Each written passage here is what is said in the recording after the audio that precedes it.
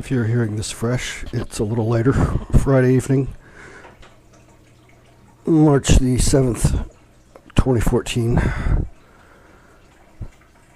One thing I wanted to get off my mind was I can't believe how judgmental people are at times. There was like 4 to 8 other people like within eyeshot of me, and I could, I can feel people staring. Well, I could feel that, and then I finally looked up, and sure enough, they were, and some very good Christians, I'm sure, and they're looking at me like, what the hell is that thing? I mean, I know I have a little bit of off-putting presence for some people, but good Lord, I mean, don't people think about what they're doing when they treat somebody like that? I mean, it's not anything I'm going to lose any sleep over or anything. I've had that experience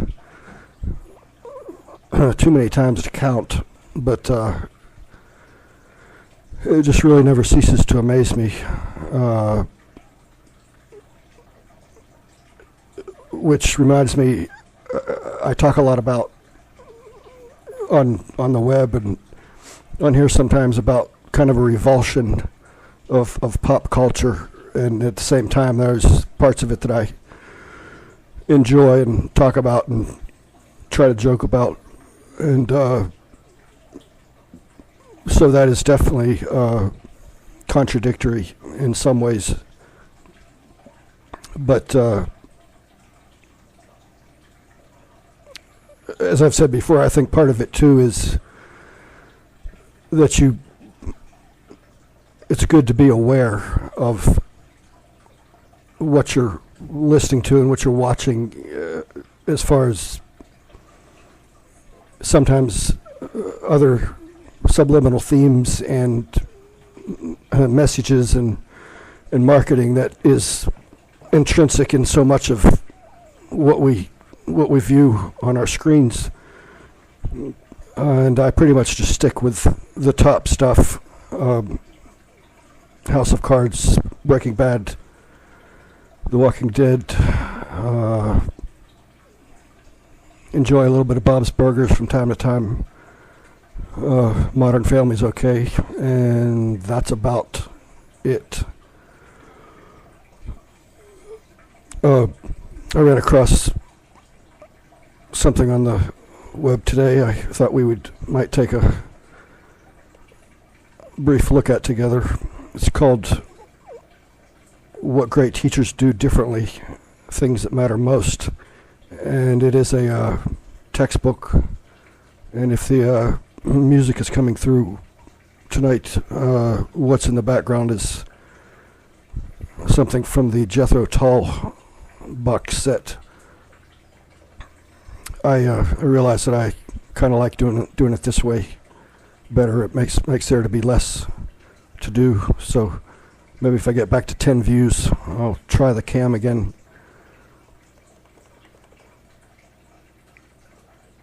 "17 Things That Matter Most." Jesse Jackson. Seriously? What? Practitioners and researchers must always rely on their own experience and knowledge in evaluating and using any information, methods, compounds, or experiments described herein. In using such information or methods, they should be mindful of their own safety and the safety of others, including parties for whom they have a professional responsibility. That reminds me of another thing that's, I guess, a little bit contradictory. Is I have a lot of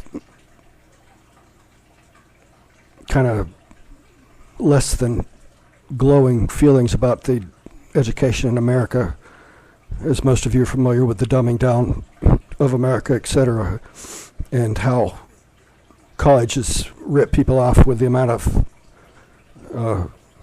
debt that you go into colleges and universities, and especially it's even getting to be more and more that way.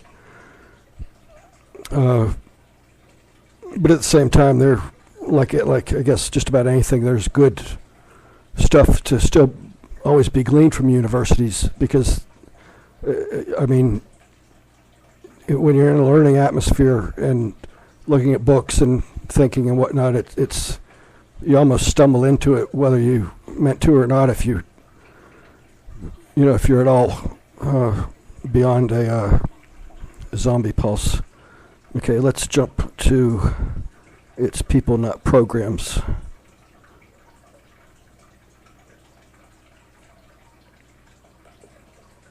Outstanding educators know that if a school has great teachers, it is a great school. Teachers are a school's keystone of greatness. More importantly, all of their audiences take the same view. If my third grade daughter has a great teacher, I think highly of her school. Otherwise, I see her school as less than stellar, no matter how many awards she wins, no matter how many students earn top test scores, and no matter how many plaques adorn the main office. Students share this perspective. If a high school sophomore has 4 great teachers out of 4,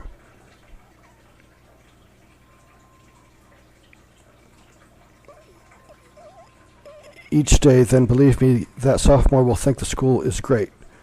As the quality of teachers drops, so does the student's opinion of the school, all the way from kindergarten through college. The quality of the teachers determines our perceptions of the quality of the school.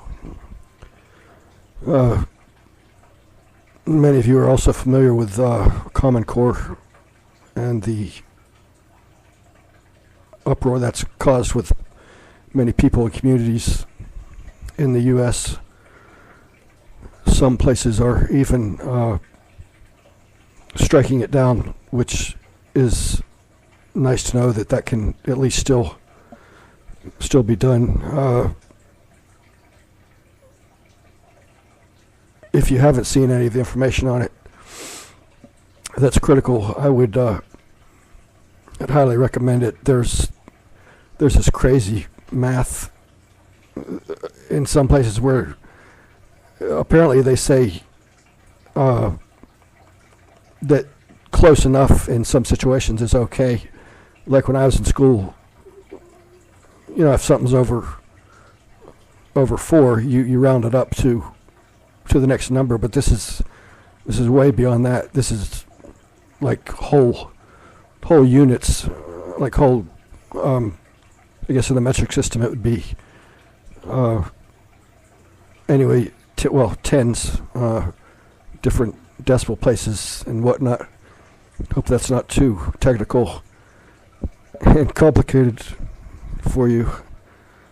I am still in the process of deciding exactly what, if any, central subject that I may have in this, but I definitely enjoy it and appreciate the few listeners and viewers. Let's see. It is never about programs. It is always about people. This does not mean that no program can encourage or support improvement of people within our school.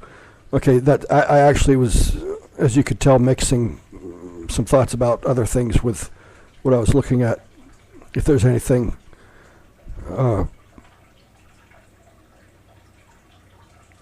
so far this kind of looks like it's saying a bunch of nothing.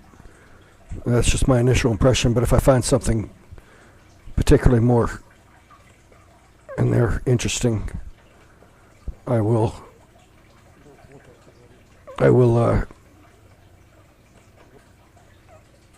of course bring it to your attention. Still looking forward to going away. I only do it, sometimes little mountain trips or something like that, maybe twice a year. But I haven't been on a plane since 2009 when I went to see my sister in Pennsylvania at Christmas time. And I am, of course, referring to the Cannabis Fest happening in Denver, Colorado, April 19th.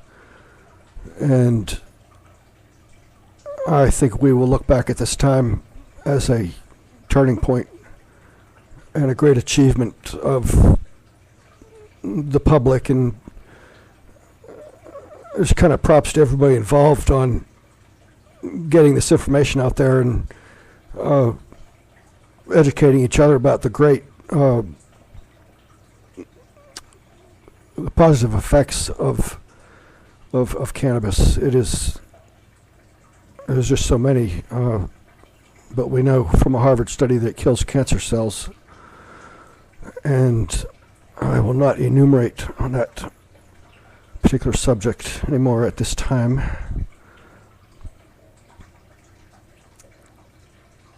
At first I wasn't gonna fly anywhere anymore because of what I heard was going on with the TSA, but much of that seems to have subsided. I believe if they've not taken out the full body X-rays machines, pretty sure they're in the process. And I just think in general it's gotten a lot less